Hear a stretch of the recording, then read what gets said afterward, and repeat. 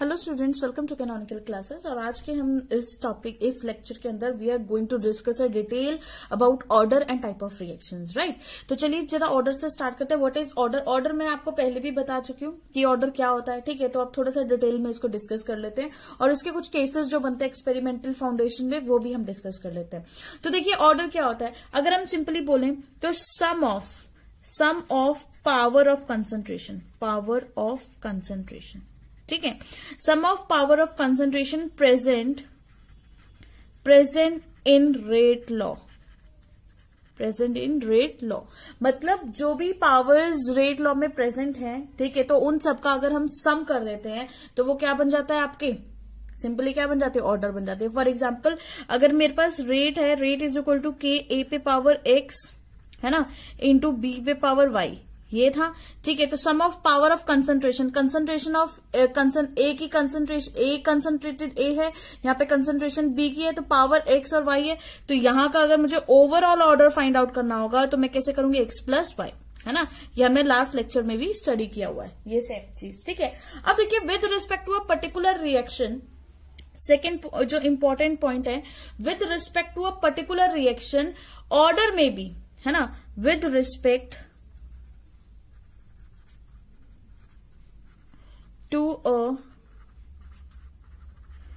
particular reaction order may be, order क्या क्या हो सकता है, पॉजिटिव भी हो सकता है, नेगेटिव भी हो सकता है ना, पॉजिटिव भी हो सकता है, नेगेटिव भी हो सकता है। सिंपल अगर हम बोले इंटीजर भी हो सकता है,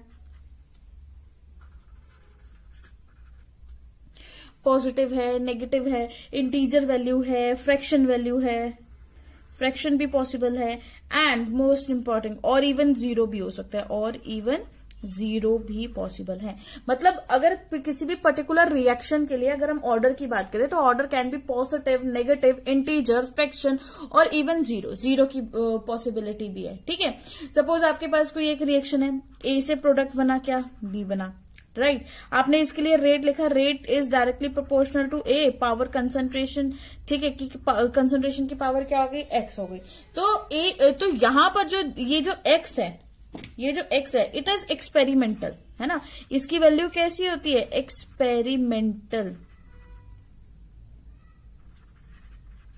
एक्सपेरिमेंटली फाउंड कर सकते हैं हम इसको, ठीक है। एक्सपेरिमेंटल वैल्यू लिखो या फिर लिख सकते हैं हम एक्सपेरिमेंटली फाउंड हो सकता है ये, राइट।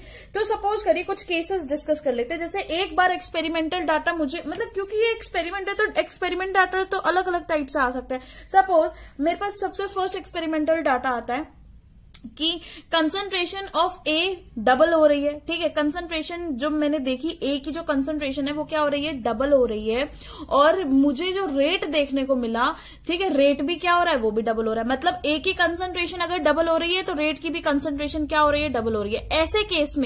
ऐसे केस में क्या होगा, आपकी जो एक्स की वैल्यू है वो किसके इक्वल होगी, 1 के इक्वल होगी। मतलब वो क्या हो गया, पॉजिटिव इंटीजर हो गया, राइट। अगर ए की कंसंट्रेशन डबल है, इट मींस रेट भी डबल हो रहा है, तो इसका मतलब क्या हो रहा है कि उसकी जो एक्स की वैल्यू है, ये एक्स की वैल्यू क्या आ गई, 1 आ गई। और जब अगर आपकी एक्स की वैल्यू 1 आ जाती है तो वो क्या रहेगा, पॉजिटिव इंटीजर रहेगा, है ना, पॉजिटिव इंटीजर रहेगा, ठीक है। मतलब जैसे कि देखो केस 1 अगर हम डिस्कस करें, केस 1 एक्सपेरिमेंटली मैं बता रही हूँ, ये सब अजम्पशंस हैं कि ऐसा पॉसिबल है जिसके बेसिस पे हम order of the reaction find out करते हैं या रेट ऑफ द रिएक्शन देखते हैं, ठीक है।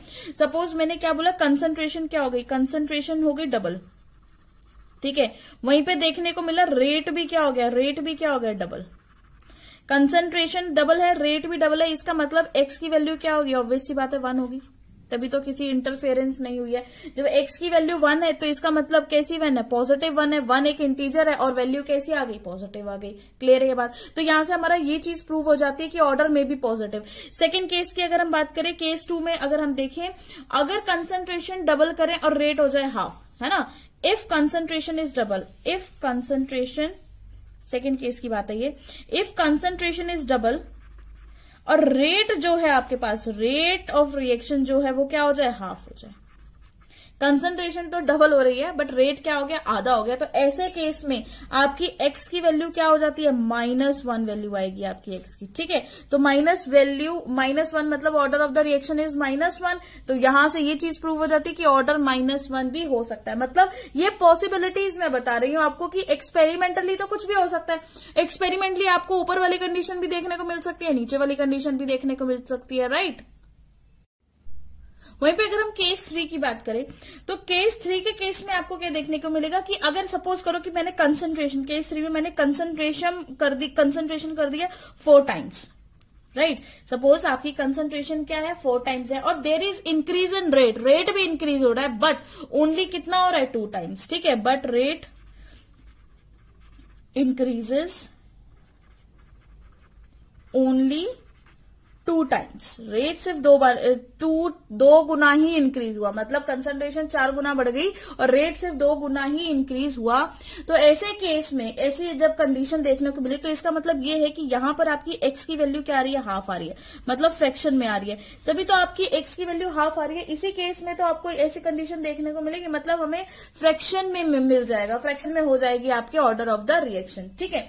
और वहीं पे अगर केस 4 डिस्कस कर ले, अगर हम केस 4 की बात करें तो केस 4 के केस में क्या होगा कि अगर मेरी concentration is 20 times, concentration is 20 times, ठीक है, कंसंट्रेशन क्या आ गई आपकी 20 times, but there is no effect देखने को मिला इन रेट, मतलब रेट के चेंज में कोई भी इफेक्ट देखने को नहीं मिला, ठीक है।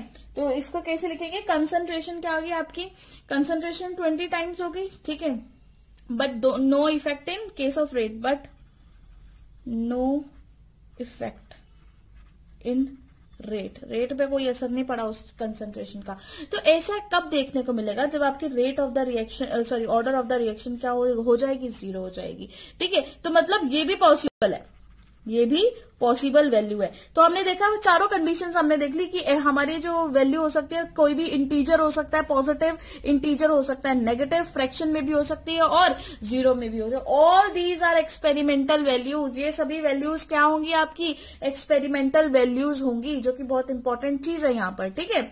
आपको ये चीज याद रखनी है कि ये जो भी चीज हम फाइंड आउट कर रहे हैं हम एक्सपेरिमेंटली फाइंड आउट करेंगे, और ये जो मैंने आपको केसेस बताए, these all are experimental condition जो पॉसिबल हो सकते हैं, क्योंकि एक्सपेरिमेंट है तो एक्सपेरिमेंट में तो कुछ भी पॉसिबल हो सकता है। तो हमारे जितनी भी पॉसिबल कंडीशंस है वो सारी पॉसिबल कंडीशंस लगाकर हमने जो ऑर्डर निकाला है वो ये ऑर्डर की वैल्यूज आती हैं, राइट। अब इंटीजर सेम नहीं हो सकता, इंटीजर चेंज हो सकता है, बट पॉजिटिव, नेगेटिव, फ्रैक्शन और 0 तो सेम ही रहेगा, करेक्ट है।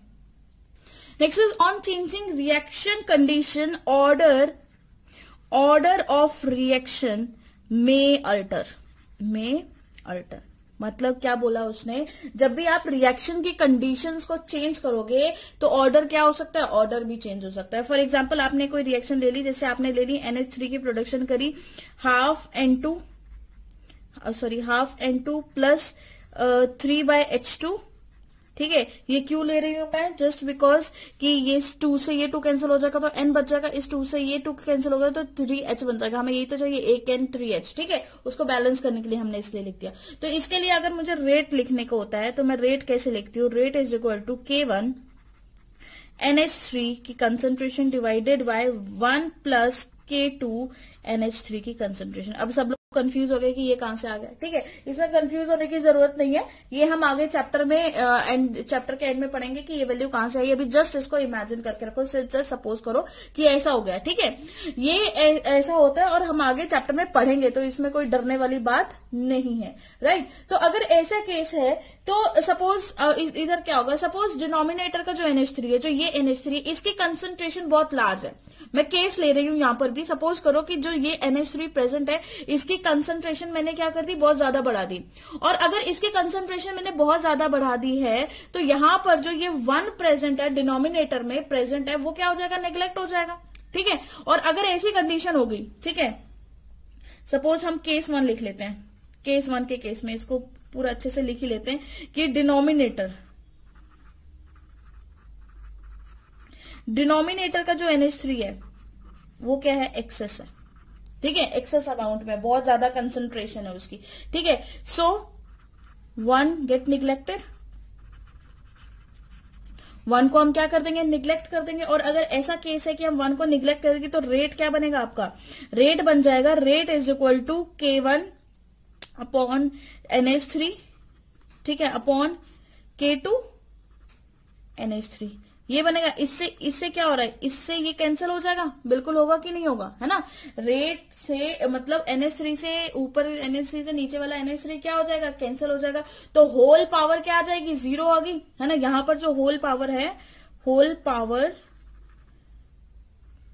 इज इक्वल टू 0, पूरी पावर जो आपको देखने को मिलेगी वो क्या आ जाएगी, 0 आ जाएगी, ठीक है। और अगर मैं केस 2 लेती हूँ, यहीं पे मैंने ले लिया केस 2। केस 2 के केस में मैंने क्या बोला कि जो हमारा नीचे वाला NH3 था, ये वाला मतलब डिनोमिनेटर NH3 था, डिनोमिनेटर NH3, ठीक है, इस तरह से लिखिए सो दैट कि आपको कंफ्यूजन ना हो। डिनोमिनेटर NH3 की कंसंट्रेशन मैंने बहुत ही कम ली है, ठीक है, very less concentration, very less concentration. और अगर इसकी कंसंट्रेशन बहुत कम है तो एक के रिस्पेक्ट में दोनों निग्लेक्ट हो जाएंगे। मतलब अगर अमोनिया की कंसंट्रेशन कम है तो ऊपर और नीचे वाले दोनों ही निग्लेक्ट हो जाएंगे, ठीक है। तो with respect to A, with respect to 1, not A, with respect to 1 NH3 get neglected,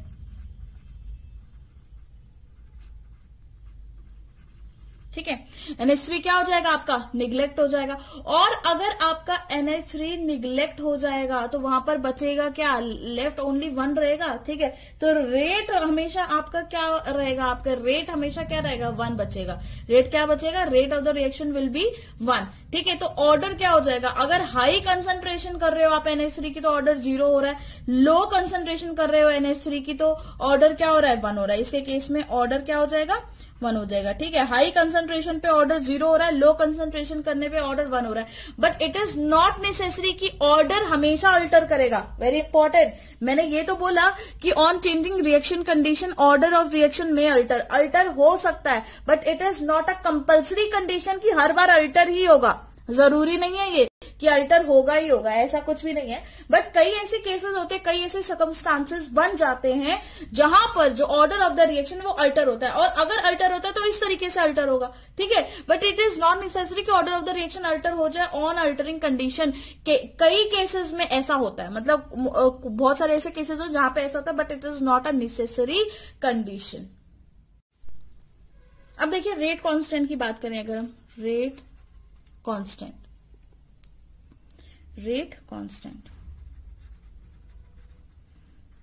ठीक है। अगर हम इस रेट कांस्टेंट की बात करें, जिसको हम K से डिफाइन करते हैं, पहले की वीडियोस में भी हमें पढ़ा है, इसको वेलोसिटी कांस्टेंट भी बोला जाता है, वेलोसिटी कांस्टेंट, ठीक है। और क्या बोला जाएगा, specific rate constant, specific rate constant, ठीक है। It is also note as specific rate constant. मतलब क्या है स्पेसिफिक रेट कांस्टेंट, मतलब किसी स्पेसिफिक रिएक्शन के लिए उसका रेट कांस्टेंट हो जाता है, कोई भी पर्टिकुलर रिएक्शन के लिए, ठीक है। तो इसको मेजर कैसे करेंगे, it is measured of rate of reaction. ये एक्चुअल में क्या है, रेट ऑफ रिएक्शन का मेजर है, जो भी रेट ऑफ रिएक्शन है उसका कंक्लूडेड पार्ट है, ठीक है। तो हमेशा याद रखना, जितनी ज्यादा वैल्यू होगी आपकी K की, more value of K is equal to reaction will be faster, ठीक है। जितनी ज्यादा वैल्यू होगी K की उतनी ज्यादा रिएक्शन फास्टर होगी, एंड वाइस वर्सा, ठीक है। अगर K की वैल्यू कम है तो रिएक्शन स्लो, K की वैल्यू ज्यादा तो रिएक्शन क्या होगी, फास्ट होगी। Very important point. For example अगर मैं सपोज मैं 2 रिएक्शन ले लेती हूँ, सपोज मेरे पास एक रिएक्शन है, A से प्रोडक्ट बना B, ठीक है, एंड C से प्रोडक्ट बना आपका D, ओके। तो यहां पर K1 is equal to 20 and K2 is equal to 60। Suppose करो K1 की वैल्यू क्या है 20 और अलग अलग रिएक्शन है तो K की वैल्यू भी अलग अलग होगी। बोथ आर सेम रिएक्शन, दोनों रिएक्शन एक तरीके से एक सिंगल स्टेप में खत्म हो रही है, both reaction are same, but rest constant की जो वैल्यू है ना, रेस्ट कांस्टेंट की जो वैल्यू है क्या सजेस्ट करेगी हमें, स्पीड बताएगी। तो अगर मैं बोलूं कि विच रिएक्शन, ये रिएक्शन 1 है और ये रिएक्शन 2 है ना, तो अगर मुझसे पूछा जाए which reaction is fast reaction का ऑर्डर पूछा जाए तो 2 इज फास्टर देन 1 होगी कि नहीं, क्योंकि 2 के लिए K की वैल्यू आपकी ज्यादा है, ठीक है, तो इसीलिए बोलते हैं कि रिएक्शन की स्पीड जो है वो के की वैल्यू के ऊपर डिपेंड करेगी। अगर के मोर द वैल्यू ऑफ के, रिएक्शन विल बी फास्टर। जो हमारे पास एक कंसेप्ट मैंने बताया, बहुत इंपॉर्टेंट कंसेप्ट है। ठीक है, नेक्स्ट, और किन चीजों के ऊपर आपका रेट डिपेंड करता है? Rate depends upon temperature and catalyst. कई बच्चे क्या करेंगे कि वो कंसंट्रेशन सोचेंगे, ठीक है, बट नो, क्योंकि rate is directly proportional to concentration, हम जो टर्म लिखते हैं। ठीक है, बट अगर आपको एमसीक्यूज में इस तरह का क्वेश्चन आता है तो आप वहां पर ये कंसंट्रेशन नहीं टिक करेंगे। रेट जो है वो सिर्फ दो ही चीजों पर डिपेंड करता है, एक होता है temperature and second one is catalyst. ठीक है, तो हम लिखेंगे रेट डिपेंड्स अपॉन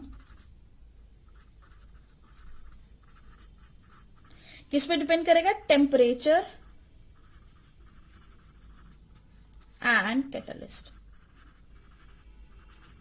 ठीक है, वहां पे अगर कंसंट्रेशन ऑप्शन मिल जाए और टेम्परेचर एंड कैटलिस्ट ऑप्शन मिल जाए तो आपको क्या करना है? आपको यहीं से फाइंड आउट करना है। क्लियर ये बात? ठीक है, लास्ट पॉइंट जो हम लास्ट वीडियोस के अंदर या लास्ट लेक्चर के अंदर मैं डिस्कस कर चुकी हूँ, यूनिट ऑफ के डिपेंड्स अपॉन। ठीक है, यूनिट ऑफ के हमने फाइंड आउट भी की थी वहां पे। तो यूनिट ऑफ के किस पे डिपेंड कर रही है? यूनिट ऑफ के डिपेंड्स अपॉन किसके ऊपर डिपेंड करती है? Order of reaction.